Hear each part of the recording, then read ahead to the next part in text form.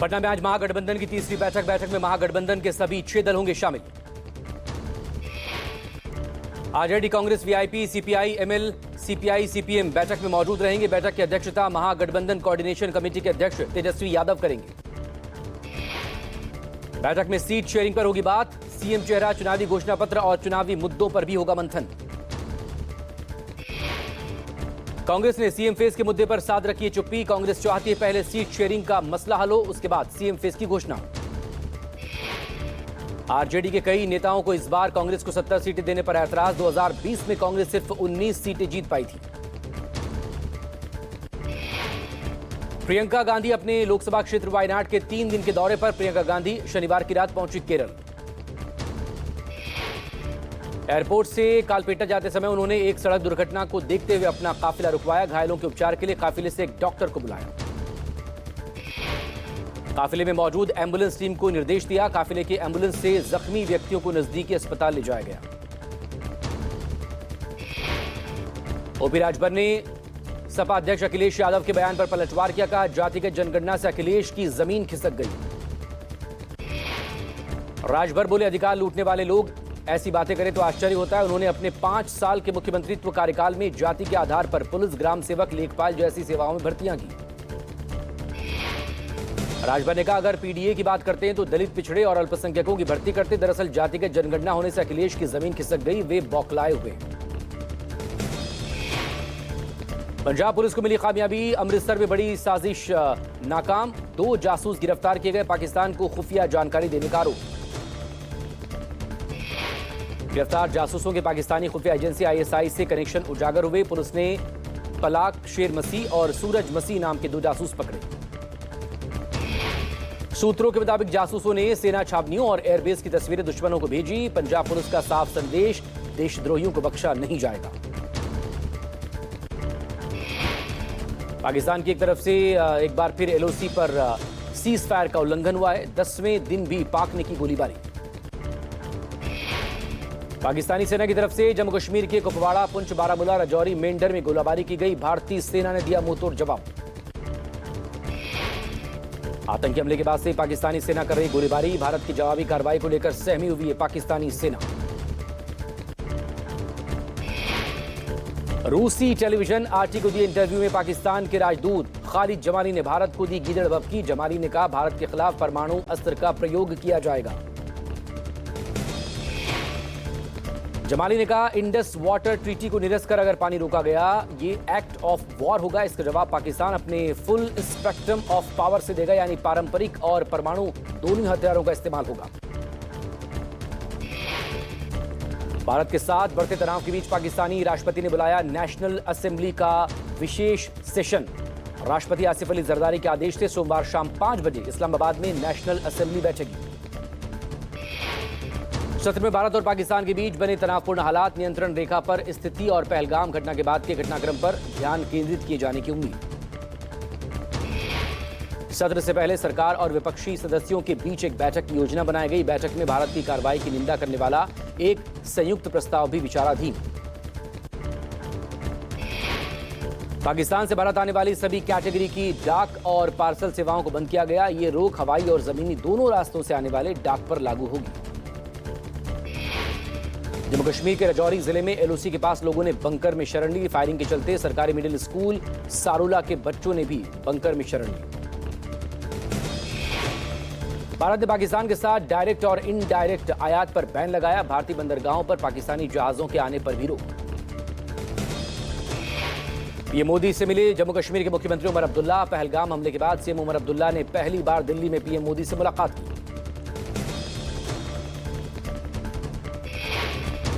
CRPF constable Munir Ahmad नौकरी से बर्खास्त। पाकिस्तान की एक महिला से शादी करने और उसकी जानकारी छिपाने का आरोप। मुनीर अहमद पर एक पाकिस्तानी लड़की से शादी करने और उसकी वीजा वैधता समाप्त होने के बाद भी उसे भारत में शरण देने का आरोप। फोन पर वीडियो कॉल के जरिए मुनीर अहमद ने निकाह किया था। राजस्थान में अंतर्राष्ट्रीय सीमा से बीएसएफ ने पाक रेंजर्स को पकड़ा। अब तक पाकिस्तान की गिरफ्त में पाक की तरफ से पकड़े गए बीएसएफ का जवान। राजस्थान में भारत पाकिस्तान सीमा पर बीएसएफ ने पाकिस्तानी रेंजर को हिरासत में लिया। रेंजर भारत की जासूसी करने का आरोप है। पूछताछ जारी।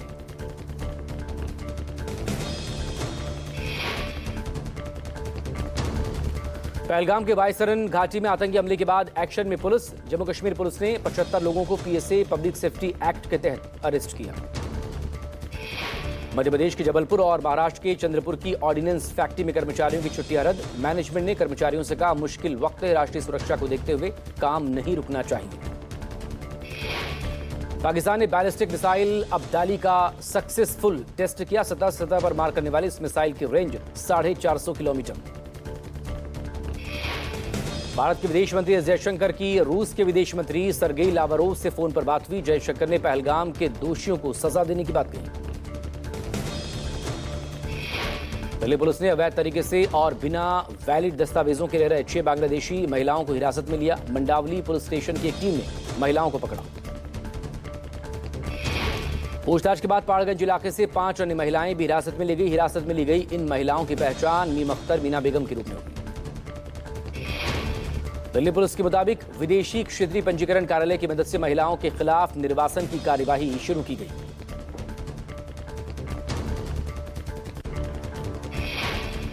बिहार में पहली बार खेलो इंडिया यूथ गेम्स का आयोजन। प्रधानमंत्री मोदी आज खेलो इंडिया यूथ गेम्स 2025 का उद्घाटन करेंगे।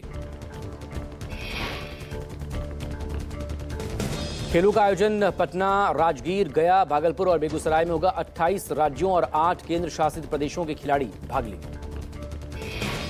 करीब 10,000 खिलाड़ी गेम्स में शामिल होंगे। तीरंदाजी, बैडमिंटन समेत कुल 27 तरह के मुकाबले होंगे।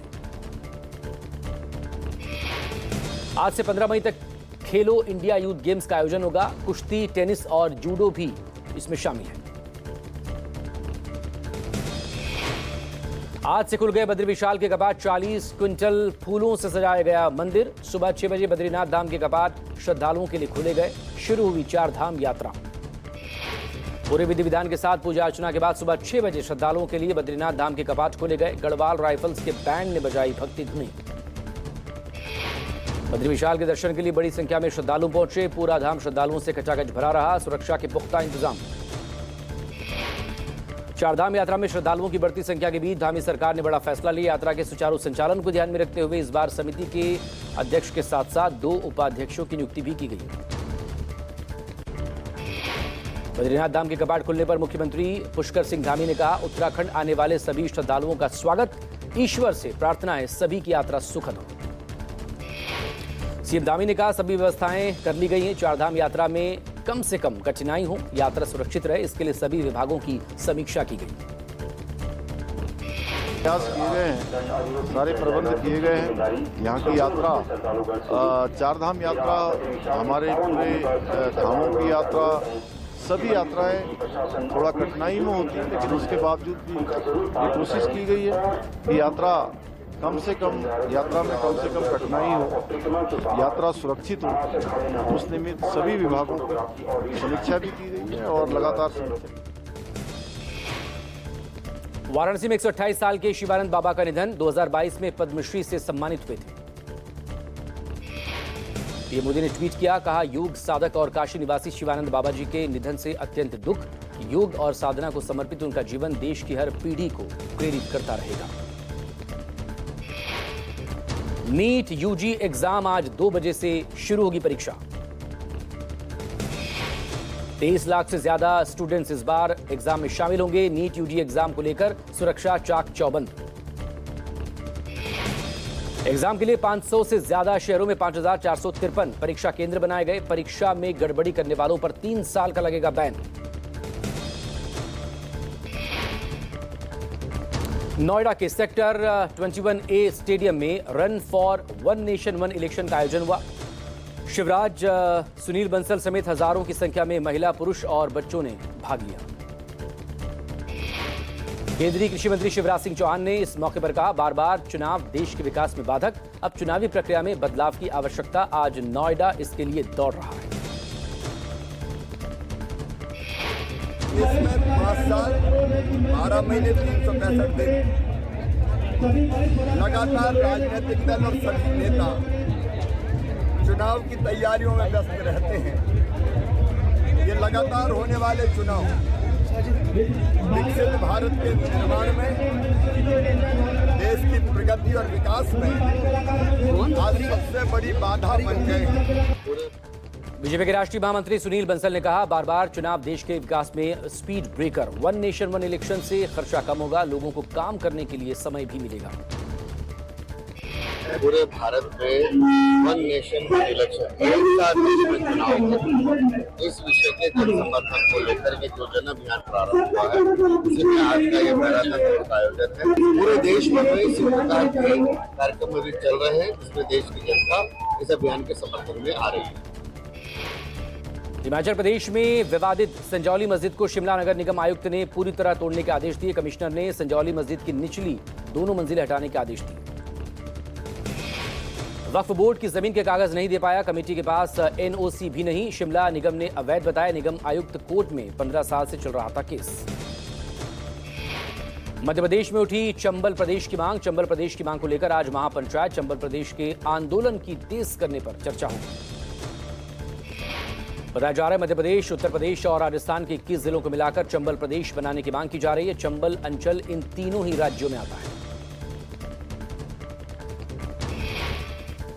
आज शिमला में बीजेपी का डॉक्टर अंबेडकर सम्मान महासंपर्क अभियान के तहत बीजेपी के 2000 से ज्यादा कार्यकर्ता प्रदेश भर में अपने अपने मंडलों में अनुसूचित जाति जनजाति समुदाय से जुड़ेंगे। 10,000 से ज्यादा प्रबुद्धजनों से संपर्क करेंगे। आज लखनऊ में अंतर्राष्ट्रीय प्रतिनिधि महासम्मेलन और धर्म संसद कार्यक्रम का आयोजन होगा। कार्यक्रम में डेप्यूटी सीएम ब्रजेश पाठक शामिल होंगे।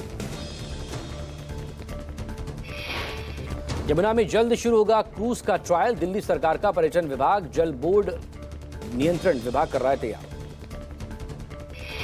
11 मार्च को दिल्ली विकास प्राधिकरण और भारतीय अंतर्देशीय जलमार्ग प्राधिकरण ने राज्य सरकार और अन्य विभागों के साथ समझौता किया था। सूत्रों के मुताबिक जल्द शुरू हो सकता है ट्रायल। यमुना नदी में क्रूज, मनोरंजन, नाव पर्यटन, बोटिंग सेवाओं की शुरुआत करने के लिए महीने भर में ट्रायल शुरू हो सकता है। ओडिशा के कटक में काटजोड़ी नदी पर बन रहे पुल के निर्माण स्थल पर अचानक भारी कंक्रीट का स्लैब गिर गया। इस घटना में साइट इंजीनियर समेत 3 लोगों की मौत। हादसे में 2 अन्य मजदूर गंभीर रूप से जख्मी। सीएम मोहन चरण मांझी ने मृतकों के परिवार को मुआवजे का ऐलान किया। पीड़ित परिवार को दी जाएगी 15 लाख रुपए की सहायता। सीएम ने घटना की जांच और दुर्घटना में घायल लोगों के लिए मुफ्त चिकित्सा देखभाल के आदेश दिए। मोटापे के विरुद्ध अभियान के तहत यूथ अफेयर और खेल मंत्री मनसुख मांडविया ने fit India Sunday on cycle में लिया हिस्सा। भारी संख्या में लोग फिट इंडिया कार्यक्रम में शामिल रहे। केंद्रीय खेल मंत्री ने साइकिलिंग इवेंट की बढ़ती कामयाबी पर कहा, fit India Sunday on cycle धीरे धीरे एक उत्सव का रूप ले रहा है। यूपी के कौशाम्बी में हुआ दर्दनाक हादसा। बारात में शामिल होने के बाद घर वापसी करे स्कॉर्पियो कार हादसे का शिकार। हादसे में कार में सवार 4 लोगों की मौत, एक शख्स गंभीर रूप से जख्मी। पुलिस पूरे मामले की जांच कर रही है। अहमदाबाद में अवैध रूप से बांग्लादेशियों को बसाने का मास्टर माइंड गिरफ्तार। अहमदाबाद में हुई कार्रवाई के बाद राजस्थान आकर छिपा था लल्ला डॉन। आरोपी लल्ला और महमूद पठान को गुजरात क्राइम ब्रांच की टीम ने गिरफ्तार किया। गृह मंत्रालय से मिले निर्देश के बाद बांग्लादेशियों की पहचान के लिए अभियान चला रखा है। यूपी के जौनपुर में बाइक सवार दबंगों ने 2 नाबालिग दलित छात्र का अपहरण किया। दबंगों ने छात्रों की जमकर पिटाई की। पुलिस ने अपहरण के मामले में 2 आरोपियों को गिरफ्तार किया। बिहार में अपराधियों ने प्रॉपर्टी डीलर को मारी गोली, इलाज के दौरान मौत। परिजनों में मचा हाहाकार। घटना के बाद लोगों का गुस्सा फूटा। गुस्साए लोगों ने आगजनी कर सड़क जाम कर दी। पुलिस ने लोगों को शांत करवाकर सड़क का जाम खुलवाया।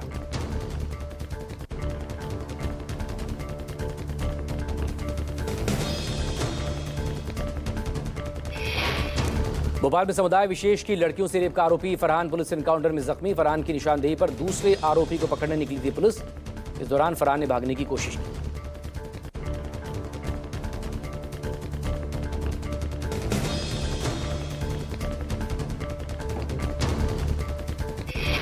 यूपी के बाराबंकी में पुलिस एनकाउंटर में बदमाश जख्मी। गिरफ्तार बदमाश महेंद्र कुमार चोरी के मामले में नामजद। उत्तर प्रदेश के गोरखपुर में सिरफिरे युवक ने 2 सगी बहनों समेत खुद को गोली मारी, अस्पताल में भर्ती। ऑस्ट्रेलिया चुनाव में लेबर पार्टी की जीत। 21 साल में दूसरी बार पीएम बनने वाले पहले नेता होंगे एल्बनीज। इससे पहले 2004 में लिबरल पार्टी के जॉन हॉवर्ड लगातार दूसरी बार चुनाव जीते थे। लेबर पार्टी को 89 सीटों पर जीत हासिल हुई, वहीं विपक्षी लिबरल नेशनल गठबंधन 36 सीटों पर जीता। चुनाव जीतने के लिए 76 सीटों की जरूरत होती है।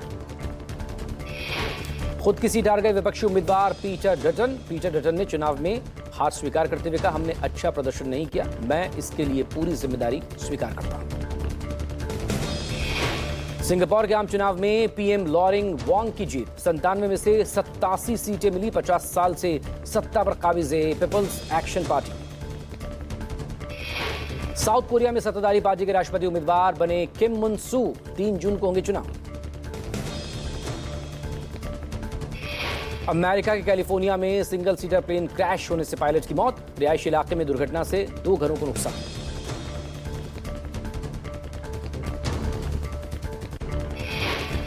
ओटीटी बनाम थिएटर की डिबेट पर रितेश देशमुख का सवाल, फिल्में चल नहीं रही, फिर 600 से 700 करोड़ रुपए का बिजनेस कैसे?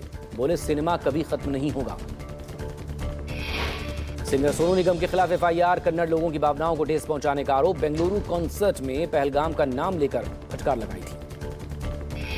आदिवासी समुदाय पर टिप्पणी के बाद विजय देवरकोंडा ने माफी मांगी। जनजाति का मतलब बताते हुए लिखा, मैं उनका सम्मान करता हूं।